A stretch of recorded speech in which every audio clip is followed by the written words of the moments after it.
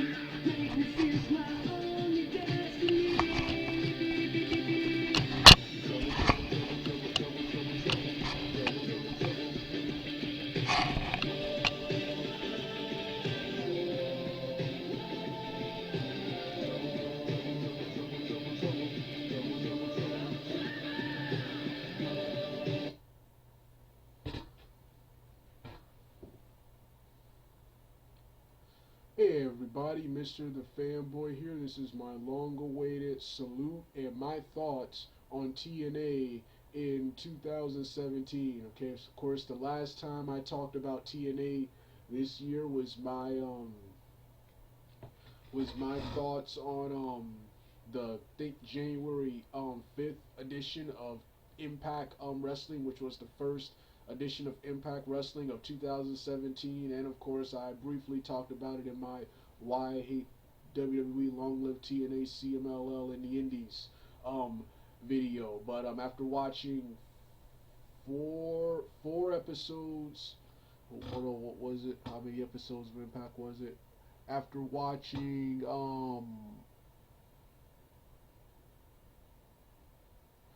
after watching 5 episodes of Impact Wrestling, I must say, despite all the doubts I had about Impact Wrestling coming into this year, so far Impact Wrestling under Anthem Sports has been, as always, phenomenal. With the Impact edition, with the most recent Open Fight edition of Impact, and the January 12th edition of Impact, so far being the best editions of Impact Wrestling ever. Haven't been really following that much behind the scenes of Impact Wrestling. Impact Wrestling. I've mostly been watching a guy who named JR from New York, who does various reviews of WWE, and sometimes also does wrestling related news. And only thing I don't like about TNA, and I hope it's not true, and it doesn't appear to be true, is that TNA, of course, I mentioned they were trying to get TNA back to what it was in 2008. Well, as you know, the Hardy Boys and Drew Galloway's contracts are due to expire, and those guys not only are they belt holders, but they're negotiating their contracts up right now. I heard somewhere. I haven't read this anywhere, and I hope it's just a rumor, and I hope TNA doesn't actually try to do this. But I heard somewhere that TNA is trying to lock all the wrestlers into exclusive deals, meaning the wrestlers can only wrestle for TNA. They can't go anywhere else. In my opinion, for a company like TNA, that is not a good business deal, a good business move, and I really hope that is not true. I really hope that isn't true, because sorry if this is not loud enough right now. I just recently turned the volume up. I forgot to turn the volume up when the song was over. But what I was saying was, like I said, I was gonna start off with the bad first. And like I said, for those who probably didn't hear earlier, Matt Hardy and Drew Galloway are negotiating their contracts. They haven't signed new contracts yet. And first off, they're belt holders. And secondly, now, like I said, I didn't read or see this anywhere. I heard it from a guy from JR from New York.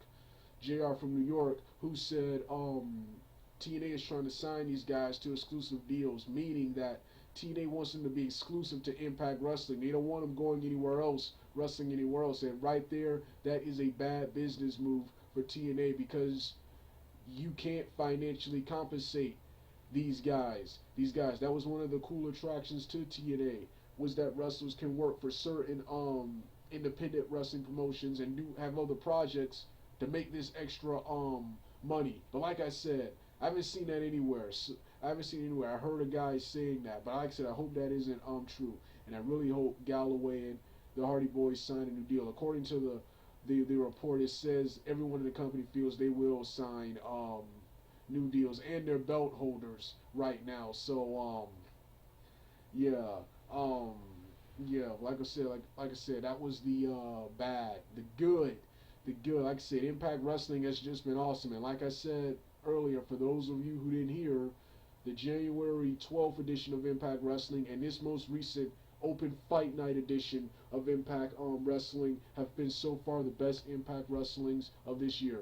The January 12th edition of Impact Wrestling, every match on the show was match of the year quality. So along with the Wrestle Kingdom Okada and match, every match was match of the year caliber, especially the Hardy Boys and Wolves in the opening last man standing match between EC3 and Bobby Lashley. What a physical brawl! The physicality when you have these two of the biggest and most powerful men in TNA going at it, decide who would face Eddie Edwards, and of course Bobby Lashley challenged Bobby Lashley, who had already defeated Moose to earn a shot at Eddie Edwards' title, Eddie Edwards TNA World Championship, wanted to eliminate EC3, who of course he faced in a triple threat the week before. So he challenged EC3 to a last man standing match. Like I said, this match right here was just phenomenal. Then you had the next week with Bobby Lashley finally defeating EC3.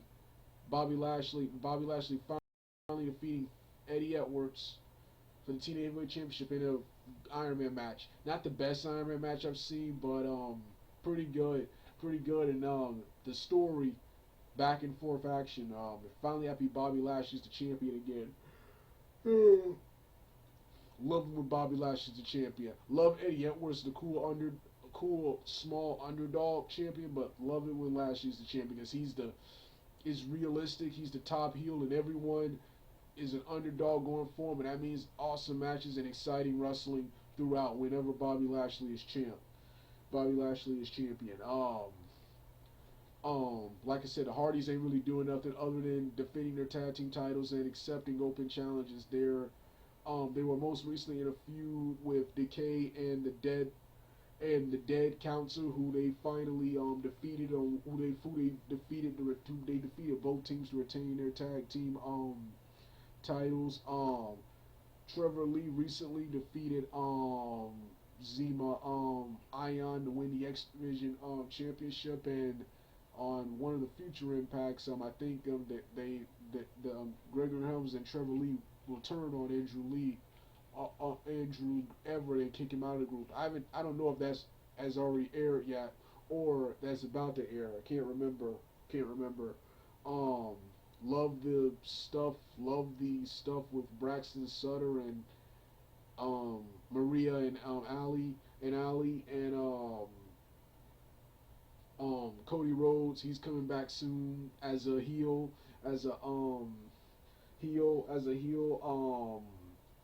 Caleb Conley finally debuted he actually debuted in a taped Explosion match that was actually taped as part of the final deletion, but it's on their YouTube channel, facing James Storm in a losing We're finally happy Caleb Conley is in TNA. I hope he appears on Impact soon.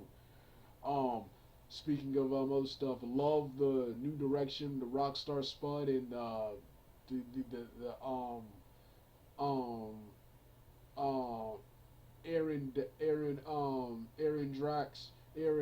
Drax Sandow, his new liver face gimmick. Loved his tag team match with him and Spud taking on Swoggle and Robbie, one funny part in the match where Swoggle touched Sandow and like Spud, he's touching me. Yeah, yeah, and so yeah. There's also this very weird feud and association with Eli Drake not talking and being angry because he won a case or something like that. Well, the match to obtain the cases was entertaining, and afterwards dead council attack these guys, and I guess they're gonna feud with them now. One, because this lead to a face turn for Eli Drake. Like I said, Impact Wrestling has just been nothing short of awesome, man. I had my doubts of Impact Wrestling coming into the year, but it's looking good. The only thing I don't like is that Hardy and them haven't signed new contracts yet, and I really hope TNA doesn't lose the Hardys or Drew Galloway. Speaking of Drew Galloway, yes, I almost forgot. Drew Galloway recapturing the the TNA M the TNA Impact in the Grand Slam Championship. I already keep forgetting what that MMA belt is called, in a phenomenal match with Moose, and retaining it in the rematch. Yeah. So yeah.